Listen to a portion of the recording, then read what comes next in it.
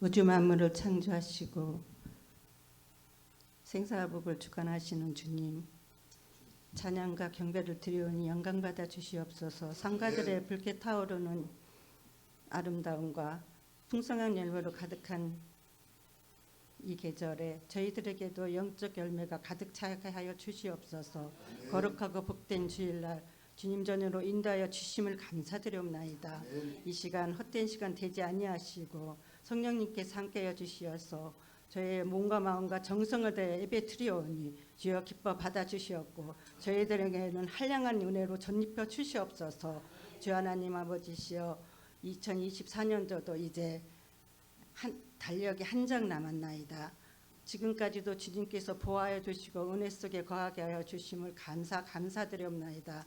남은 한 달도 계획한 그 모든 것 뒤돌아보게 하시오며 진정으로 이 부족한 죄인이 세상에 무엇을 했는가를 생각하며 주님 앞에 바로 설 수 있도록 주 하나님 붙들어 주시고 함께하여 주시옵소서.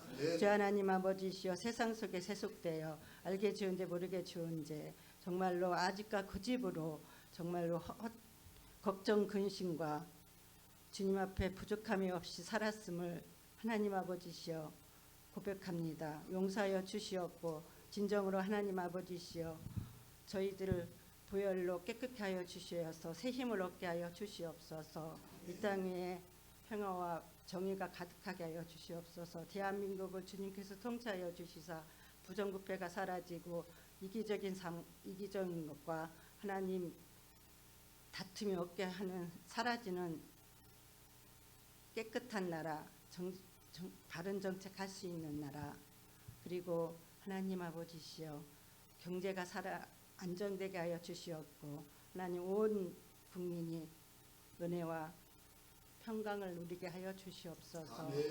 매일교회를 축복하여 주시사 하나님 아버지시여 새로운 열정으로 하나 되어 예배와 말씀과 건강으로 회복되는 교회가 되자 하였사오니 저희들의 입술이 예배가 되어 저희들의 입술이 예배가 되어 이 지역에 복음 전파하게 하시옵고 진정으로 하나님 아버지시여 일교회 너무나 빈자리가 많사옵나이다. 주 하나님 아버지시여 흔들어 채워 주시어서 주님 앞에 영광 돌릴 수 있도록 하여 주시옵소서. 하나님 아버지시여 성도님들, 집사님들 그리고 권사님, 장로님들 위해 기도합니다. 환절기에 건강 허락하여 주시옵고 풍요로움으로 채워 주시어서 진정으로 내 이웃을 사랑하라 했사오니 이웃에게 베풀 수 있을 만큼 하나님 축복의 통로로 행하게 하여 주시옵소서.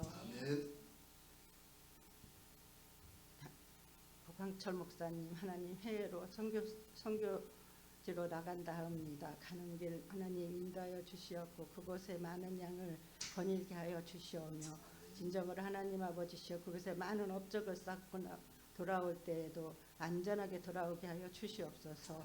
다니엘 세우신 사자 목사님 영육간에 강건하게 하시옵고 주님의 뜻이 있어 이 제단에 세우셨사오니 많은 무리의 양들을 거니는 목자가 되게 하여 주시오며 권능의 두루마기를 입혀 주시어서 말씀을 선포할 때 저희들의 심령이 뜨거워지고 새 힘과 소망을 얻게 하시어 은혜가 넘치게 하여 주시옵소서. 하나님 아버지시여 진정으로 하나님 병든 자 있나이까 하나님 상처받은 자 있나이까 이 말씀 속에 하나님 아버지시여 치유받게 하여 주시옵고 하나님 이 모든 거 하나님 아버지시여 주님께서 이루하여 주시옵소서. 주 하나님 아버지시여 헌신 봉사하는 모든 자들에게 주 하나님 아버지시여 축복하여 주시사 그의 가정에 은혜와 평강이 넘치게 하여 주시옵소서. 형통한 길로 인도하여 주시옵소서. 이 모든 말씀 예수 그리스도 이름으로 기도드리옵나이다. 아멘. 오늘은 말씀이 기적이다. 말씀은 기적일 수밖에 없어요. 왜냐하면 하나님은 지난주처럼 말씀으로 모든 세상을 만드시고 말씀으로 우주 삼라만상을 만드시고 지금까지 운영하시는 분은 과학자가 아니라 하나님이시라는 거죠. 뿐만이 아니라 오늘 우리에게도 수천 년을 지나면서 하나님이 말씀해 주고 있다는 것이죠. 이 말씀은 변하지도 않고 또 다른 말씀으로 충족시킬 수도 없는 말씀의 정경이며 이 말씀으로 우리 모든 백성들이 참 구원을 얻을 수 있는 능력이다 하는 것입니다. 그래서 우리 모든 성도들에게도 모든 사람들마다 뭘 주셨냐면 언어를 주셨습니다. 근데 이 언어 속에는 반드시 생명이 있어요. 그러면 말하지 못하는 사람은 생명이 없는가? 말하지 못하는 사람은 말하지 못하는 대로 뭘 하냐면 수화라는 몸짓으로 언어를 사용하게 되었습니다. 그렇기 때문에 그 언어에 따라 그 인생의 삶을 결정지으는 중요한 내용은 두 가지가 있는데 하나는 긍정적인 언어가 있고 또 하나는 알죠? 부정적인 언어가 있다는 것입니다. 할 수 있다. 불가능이 난 없다. 주님이 나와 함께 하시면 나는 할 수 없으나 주님은 반드시 할 수 있느니라. 믿습니까? 지금 오늘 이 마음에도 아멘 하면서도 그거 안 되는데 그런 마음이 혹시라도 든다면 우리 그 마음을 바꾸는 거죠. 부정적인 언어는 뭐냐면 안 돼, 할 수 없어, 못해, 안 돼, 할 수 없어, 못해. 이 사람들은 언제나 그 모자를 쓰고 다녀요. 근데 그런 모든 부정적인 언어 속에는 반드시 우리 인생의 삶의 결정적인 순간을 가져오게 한다는 것이죠. 그래서 우리는 내가 평상시에 쓰는 언어가 얼마나 중요한지, 얼마나 창조적인지, 얼마나 영적인지, 얼마나 능력인지 우리의 삶 속에서 우리 언어라는 부분들은 너무 신기하고 중요한 부분이죠. 근데 성경은 말씀해 주고 있어요. 여러분 요한계시록으로 맨 뒤에 한번 찾아볼 거예요. 요한계시록 1장 3절 말씀을 딱 넘기면 요한은 하나님의 말씀과 예수 그리스도의 증거 곧 자기가 본 것을 다 증언하였느니라 하고서 이 증언했던 이 예언의 말씀을 어떻게 해요? 읽는 자와 듣는 자와 그 가운데 기록한 것을 지키는 자는 복이 있나니 때가 가까움이라. 여러분 이 때라는 말은 자, 이 말씀을 읽고 듣고 지키는 자가 영원한 하나님의 거룩한 나라의 소망을 갖는 그 때가 반드시 온다. 아멘입니까? 그러므로 다시 바꿔 말하면 하나님 말씀이 없는 곳에는 그때가 없다는 거예요. 그때는 멸망의 때 그리고 수월의 때 마지막 지옥 가는 인생으로 밖에 살 수 없다는 것을 성경은 우리에게 실감 있게 보여주고 있습니다. 오늘 두 번째 말씀은 답이다. 말씀은 기적이다. 이런 기적적인 인생의 삶을 살아가는 모든 사람은 하나님 말씀을 믿습니다. 하나님 말씀에 순종합니다. 어떤 것도 우리는 보기에도 하나님 말씀으로 살고자 하는 그 정열과 그 열정과 그리고 그 안에 거룩한 하나님의 뜻을 이루고자 하는 이 야성들이 우리 안에 갖고 살아가는 자들에게는 결코 달라요. 사람의 모습은 같아 보여도 그 인생의 삶은 방향성이 다르게 되어 있다는 것입니다. 오늘 본문에도 우리 예수님께서 말씀하고 있는 가장 중요한 부분은 여러분 핵심이 있죠? 예수님이 말씀하시니 물이 변하여 뭐가 돼요? 포도주 됐네. 예수님, 예수님, 나에게도 말씀하셔서 새롭게 변화시켜 주소서. 할렐루야. 이 찬송을 우리는 주일학교 때부터 불렀다는 거예요. 주일학교 때부터 불렀던 우리 찬송이 오늘 여기에 머물면서 왜 목사님은 또 이런 말씀을 하실까? 저는 아주 중대한 말씀을 오늘 여러분과 함께 선언하고자 합니다. 우리는 예수님은 이 땅 위에 BC 4년도에 예수님이 마리아와 요셉 사이에 태어나게 됩니다. 유대 땅 베들레헴에서 태어나서 거기에서 죽음을 면하기 위하여 진보다리를 사가지고 어디로 갔냐면 이집트로 내려갔다가 이집트에서 아버지의 고향인 갈릴리 나사렛이라는 동네로 가서 30세가 되던 동안까지 거기에 머물러 있게 되죠. 30세가 되면서 요단강에 내려오다가 거기에서 누구를 만나냐면 세례 요한을 만나요. 그래서 세례 요한을 통해서 예수님은 세례를 받고 난 뒤에 그의 인생은 사생애가 맞춰지고 천국 복음을 전하는 메시아로서의 사명을 감당하기 위해서 그는 세례를 받고 하나님 나라를 선포하게 되는 놀라운 일들을 허락하시게 되면서 예수님은 이처럼 요단강을 통한 인생의 삶이 결정적으로 공생의 삶을 이루어갈 수 있는 예수님으로 바꿔지게 되는 거죠. 이런 사실을 누가 가장 잘 아냐면 마리아와 요셉이죠. 이 마리아의 몸에서 태어난 예수가 자기도 알 수 없는 환경 가운데 성육신으로 성령으로 말미암아 잉태됐다는 사실은 누구만 알 수 있어요? 요셉과 마리아만 알 수가 있는 거죠.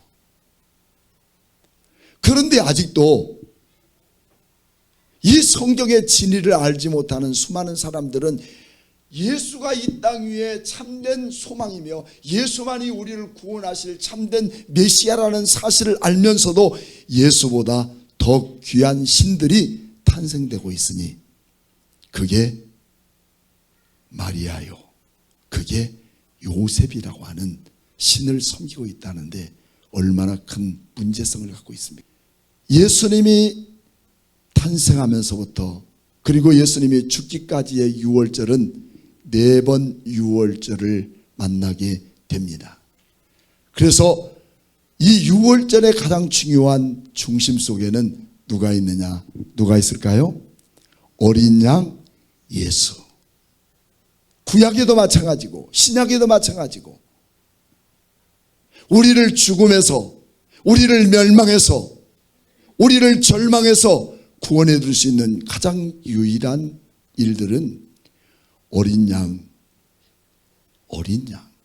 예수 그리스도밖에 없다는 사실을 성경은 구약부터 신약에 이르기까지 말씀해 주고 있어요. 이 첫 번째 유월절은 예수님이 유월절에 예루살렘 성전에 들어가서 유월절 절기를 위에 드리러 갔다가 뭘 하냐면 성전을 청결하게 하는 운동을 합니다. 물질 관념으로 말미암아 변질돼 버린 수많은 사람들과 수많은 질상들이 나라를 지배하면서 자기 이권 다툼으로 얻기 위하여 하나님의 성전을 장악하고 그 안에서 양들을 팔고 돈을 바꾸고 비둘기를 팔고 이래서 1년에 한 번씩 수확을 얻는 그 엄청난 수확을 자기가 돈을 주고 헤롯 왕에게 돈을 주고 제사장직을 받은 그 모든 비용을 다 빼는데 타락한 모습으로 사용하고 있었다는 것이죠. 그때 예수님은 성전에 들리셔서 비둘기 파는 자와 돈 바꾸는 사람들의 다 장사치를 엎어버리고 이 집은 바로 하나님이 임재하시는 곳, 하나님이 그곳에 계시는 곳, 이 예루살렘 성전은 남의 수익과 이익을 창출하기 위한 타락한 사람들이 장악하는 예배 장소가 아니라 우리 하나님이 임재하는 곳이라는 사실을 우리 주님이 다시 한번 설감 있게 보여주는 일을 행할 때, 그때부터 저 예수 갈릴리 목수의 아들 저는 누구인가, 도대체 누구이기에 이렇게 강력한 힘과 권력과 정치적인 힘을 깨트리는 저 무리한 놈은 누군가. 그때부터 유대인들이 예수님을 죽이려고 작정했던 것이 바로 유월절, 첫 번째 유월절부터였습니다.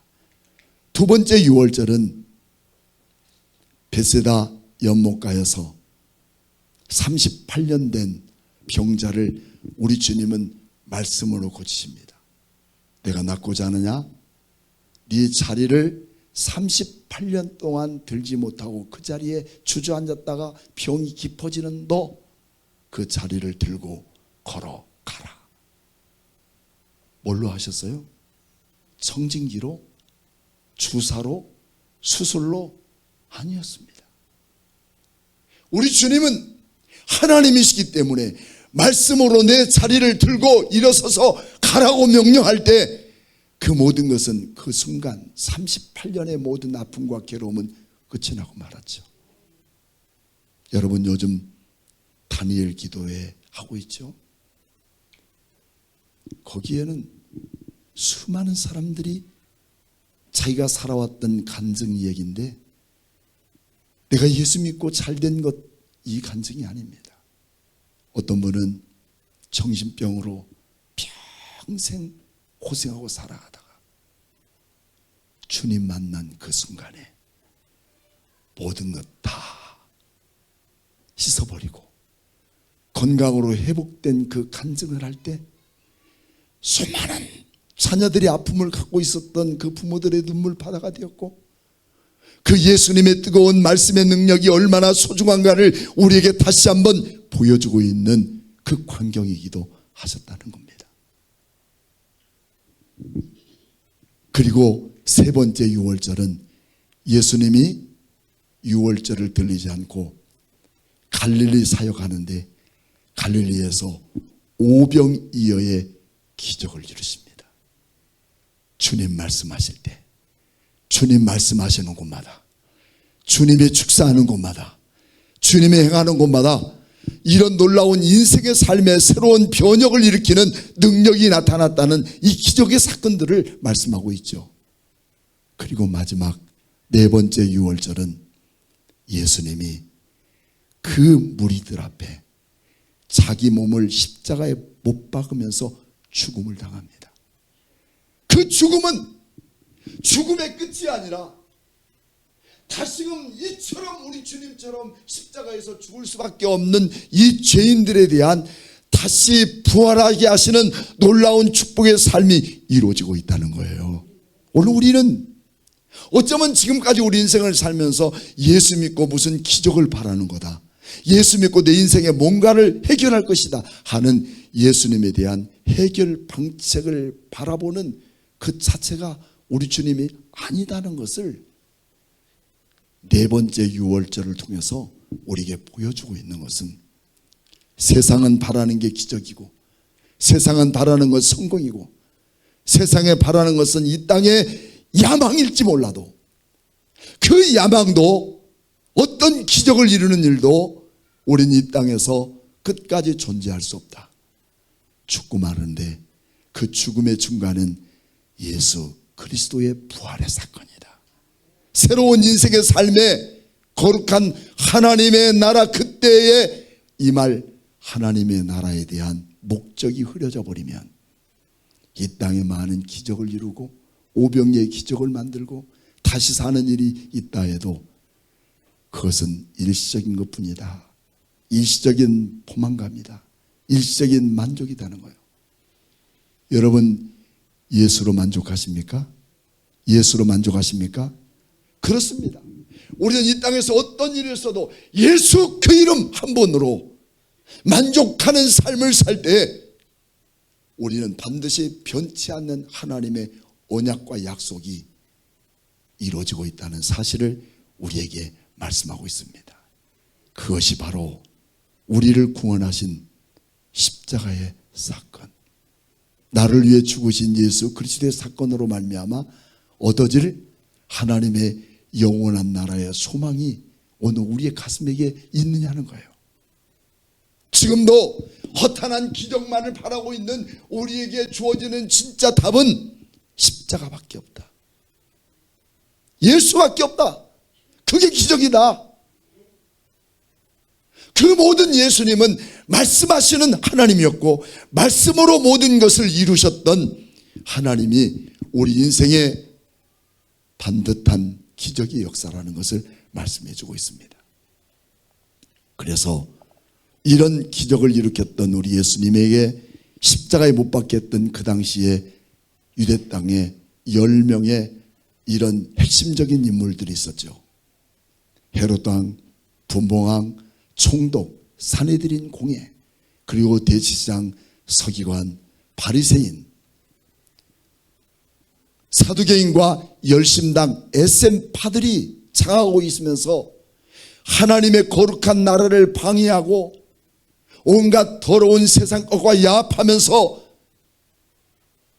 식민지 생활하고 있는 유대 땅을 멍들게 만들고 있을 그때 우리 예수님이 첫 번째 유월절 지키기 위해서 예루살렘을 가던 중에 가나라고 하는 동네에 들리게 됩니다. 그 가나라는 동네는 혼인잔치가 있었죠. 근데 그 동네를 5 제자와 함께 들렸는데 그 제자에는 누가 있었냐면 예수님도 어머니도 함께 계셨어요. 그런 것을 보면 예수님과 먼 친척이 되기 때문에 그 혼인잔치에 분주하게 일하고 있는 예수님 어머니 마리아를 만나게 된 거죠. 근데 그 자리에 어땠을까요? 문제가 생겼습니다. 그 문제는 뭐냐면 포도주가 떨어진 거야. 여러분 전라도에는 결혼식 하면 신랑 신부보다 더 중요한 게 하나 있어요. 뭘까요? 예.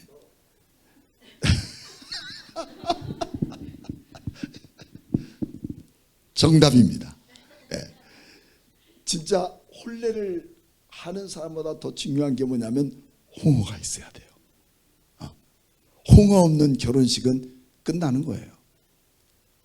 그만큼 그들 속에는 오랜 역사와 전통 속에 혼례를 갖는 사람들에게 절대적으로 필요한 것은 바로 뭐였냐면 포도주.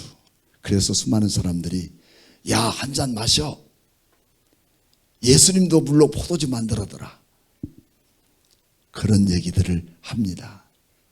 근데 이것을 우리는 표적이라 그렇게 성경은 말하고 있어요. 표적. 근데 그 표적이란 말은 세미온이라는 헬라어가 있는데 그 헬라의 표적은 뭐냐면 방향 지시표, 다시 말하면 표시판, 표지판, 또 하나는 신호등입니다.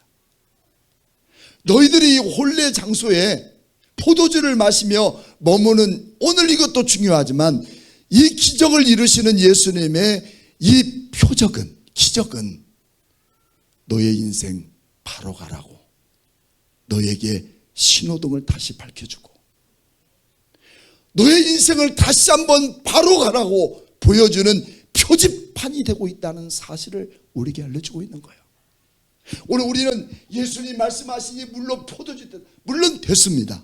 근데 그 포도주가 중요한 게 아니라 물이 포도주가 되는 것이 중요한 것이 아니라 지금까지 우리가 잘못 알고 있는 인식 속에 새로운 신호등을 너에게 파란불로 바꿔줄게. 표지판을 너에게 붙여줄게. 그 표지판을 향해서 너희가 바로 가라는 거예요. 그래서 오늘 예수님께서 어머니가 예수님께 말씀하기를 포도주가 떨어졌으니 이제 어떻게 할 방법을 가질 수가 없어요. 이제 손님들도 지금 신랑 신부가 보이지 않아요. 포도주만 보이는 거야. 근데 떨어진 거야. 홍어 없는 결혼식, 포도주 없는 결혼식, 끝인 거예요. 여러분 혹시 결혼식장 가서 신랑 신부 결혼하는 거 다 지켜봅니까? 그런 분들 많지 않고 저도 못해요. 당장 결혼식 하는 거 축의금 내고 어디 가냐면 식당으로 바로 가는 거예요. 그래서 예수님의 어머니가 부탁합니다. 예수에게 이르되 저들에게 포도주가 없다. 그러니 어떻게 좀 만들어 봐라 하는 내용을 말씀하고 있습니다. 그러면 여러분, 도대체 포도주가 뭐기에 오늘 이렇게 많은 사람들에게 어떤 것보다 더 소중한 것을 말하고 있는가 하는 것은 시편 105편 15절 같이 한번 읽어볼까요? 시작. 사람의 마음을 기쁘게 하는 포도주와 사람의 얼굴을 윤택하게 하는 기름과 사람의 마음을 힘있게 하는 양식을 주셨도다. 모두가 다 사람의 마음, 사람의 얼굴, 사람의 마음을 기쁘게 하고 윤택하게 하는 일을 위해 쓰임받는 것이 바로 이처럼 포도주, 기름, 양식이었다는 거예요.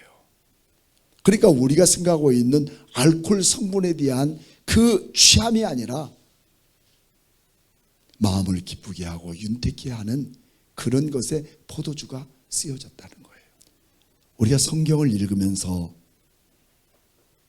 창세기에서부터 요한계시록까지 읽으면서 여러분들은 몇 번이나 성경을 읽으셨을까요? 고요해지십니다. 오늘 여러분 제가 이 돋보기를 하나 올려놨습니다. 성경을 보면 성경 전체에 가장 중요한 핵심이 있어요. 그 핵심이 뭐냐면 성경을 보는 핵심이 네 가지가 있는데 하나는 하나님이 모든 세상을 창조하셨다. 믿습니까? 누가 창조해요? 하나님이 창조하셨다는 거예요. 두 번째는 창조한 그 하나님의 아름다운 세상과 모든 인류가 아담과 하와가 하나님의 말씀을 불순종하면서부터 뭘 하면서? 하나님의 말씀에 대한 불순종인 거죠. 오늘도 예수 믿는 그리스도인들이 하나님 말씀대로 살지 않고 하나님의 방법대로 살지 않고 내가 생각하고 내가 느껴지고 내가 경험하는 것이 말씀보다 더 앞서서 하나님의 영원한 축복의 그 놀라운 은혜를 보이지 않는다는 이유로 내팽개쳐 버리고 내 방법대로 살아가게 되면서부터 인류의 타락이 오게 된다는 거예요. 세 번째는 그 타락한 인류를 구원하기 위해 어린 양이신 유월절의 어린 양 예수 그리스도에 대한 내용이 나오고, 그리고 하나님과 우리 인간이 단절되었던 우리를 하나님이 다시 회복시키는 그 모든 게 성경이 창세기에서부터 요한계시록까지 하나 더 할 수 있다면 마지막 새하늘과 새 땅, 영원한 하나님의 나라가 반드시 이루어진다는 거. 아멘입니까? 그래서 아멘 주 예수여 어서 오시옵소서. 하나님의 그 새하늘과 새 땅인 천국이 우리에게 이루어진다는 사실을 성경에서는 5번째로 말씀해 주고 있는 사실이에요. 만약에 이 모든 것들이 다 있어도 천국이 없다면 오늘 우리는 여기에 있을 이유가 없잖아요. 바쁘게 일해야 되고 돈 벌러 나가야 되고, 하지만 반드시 하나님은 이런 모든 5가지의 맥락을 이루고 있는 게 성경적 전체의 내용의 부분이라는 것입니다. 그래서 우리는 인류의 타락, 그리고 하나님과의 관계 회복, 그 중심에는 유월절의 어린 양의 피 아니면 방법이 없는 거예요. 성경은 윤리와 도덕으로 인하여 죄나 죄악이라고 말하지 않는다는 거죠. 이것은 우리가 세례받을 때 공부했던 것처럼 자범죄예요. 가장 중요한 원죄는 아니다는 거죠. 그럼 원죄에 대한 문제는 무엇이냐면 유월절의 어린 양이 비껴져 가고, 우리는 이처럼 악한 죄악이 하나님과 인간 관계를 단절시켜 버리는 거예요. 하나님과 멀어지고, 하나님과 관계가 무너져 버리고, 영적 관계가 깨져 버리고, 기도 잊어버리고, 믿음 잊어버리고, 하나님을 예배를 잊어버리는 영적 단절을 성경은 뭐라고 말하냐면 죄라고 합니다. 여기서부터 인생은 혼란 상태가 오는 거예요. 여기서부터 우리 인간은 무서운 일들이 벌어지기 시작하는 거예요. 여러분 아세요? 하나님과 단절되면서부터 이런 일이 생기는 거라고요. 그러면 우리 하나님과 함께하는 사람들은 병도 안 걸리고 죽지도 않나요? 아니에요, 죽어요. 근데 목적이 달라요. 지난주에도 말씀했죠. 우리 장로님, 남들은 고통스러워서 견딜 수 없는 병을 가져도 고통을 끊어버리시고, 이게 뭔가 하나님의 은혜 아닙니까? 이것이 우리 인류가 살아가는 최고의 은혜인데, 그것을 우리는 어메이징 그레스라고 말합니다. 하나님의 은혜 안에 우리가 살 수 있다는 이 사실이 얼마나 소중한지 말이죠. 이 단절이 되면서부터 하나님의 은혜가 끊어져 버리고, 그때부터 우리의 삶은 엉켜버리기 시작합니다. 그 엉킨 가운데 그냥 살아가려고 숨쉬고 별짓 다 하고 살지만요, 그 안에서 하나님의 축복의 문제는 해결되지 않는다는 거죠. 그래서 누가복음 15장에는 잃은 양의 비유, 드라크마의 비유, 그리고 세 번째로는 어떤 비유가 나오냐면 탕자의 비유가 나와요. 아버지, 나의 그 재산을 돌려주세요. 그 말은 아버지 빨리 죽으세요, 그 얘기입니다. 지금도 수많은 금수저들은 그런데요. 아버지, 내 돈 어지간히 쓰세요. 그 나중에 상속받으면 다 내 건데 어지간히 쓰고 다니시라고요. 그런답니다. 근데 이 탕자는 그 재산을 미리 끌어놨습니다.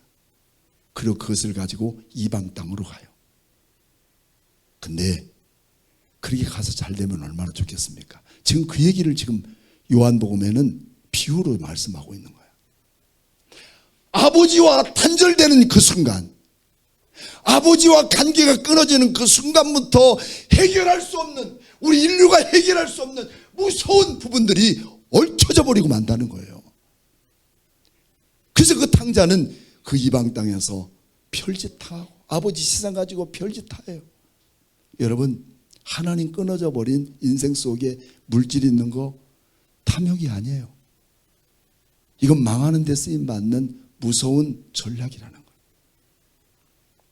그것 가지고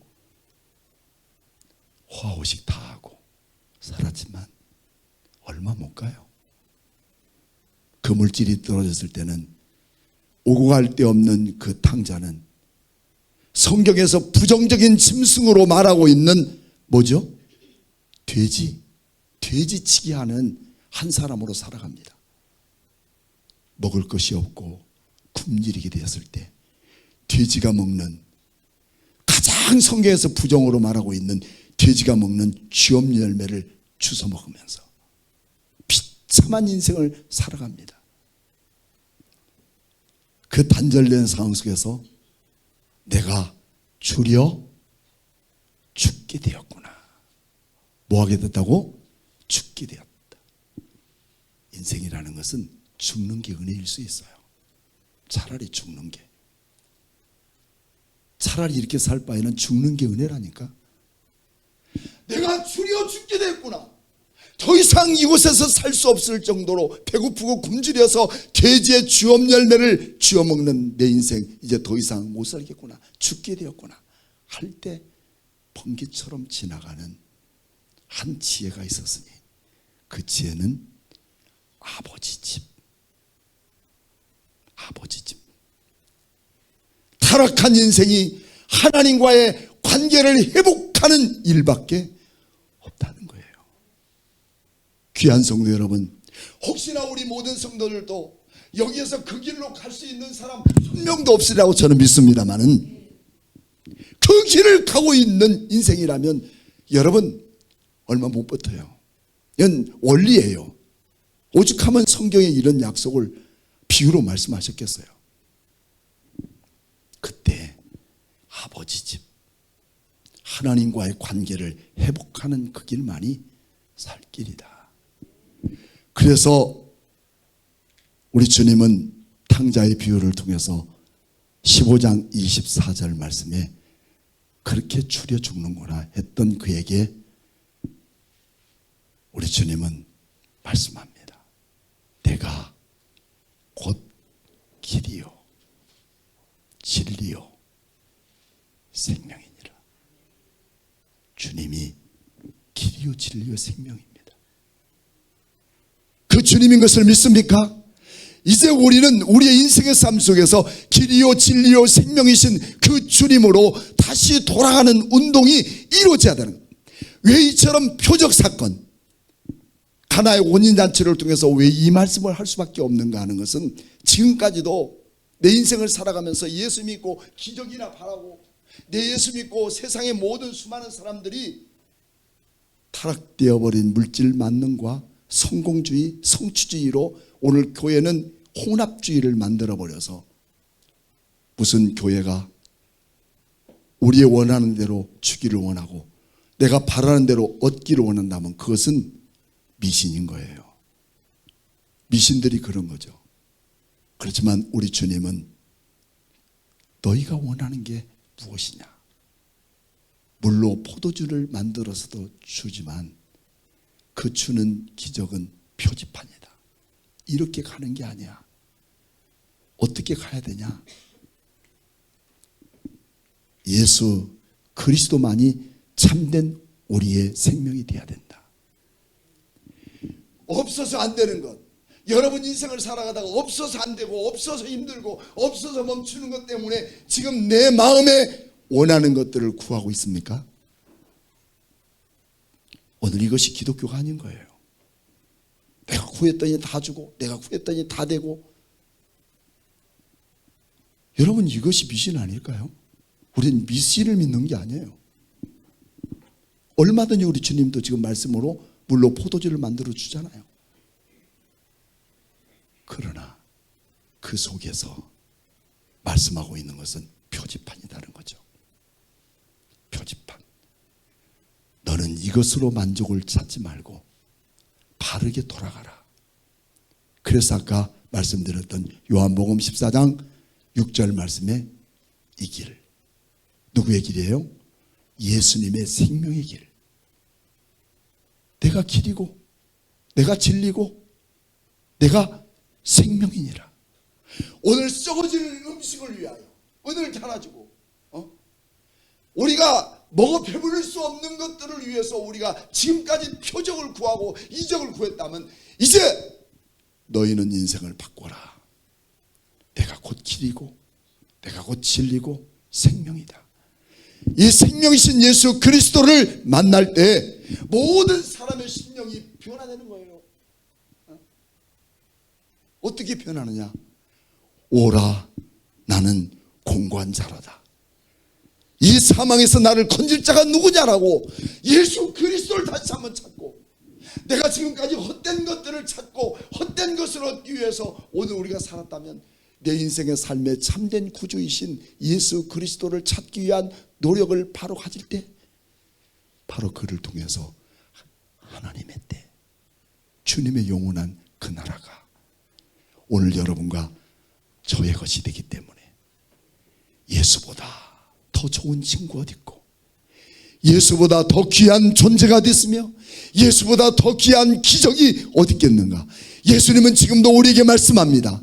내가 바로 기적이며 내가 곧 길이고 진리요 생명인 것을 우리에게 말씀해 주면서, 이 말씀으로 살기를 원하는 여러분들에게 오늘도 다시 한번 성경으로 돌아가는, 성경의 말씀으로 돌아가는 그런 운동이 여러분들에게 함께 있어지기를 주님의 이름으로 축복합니다.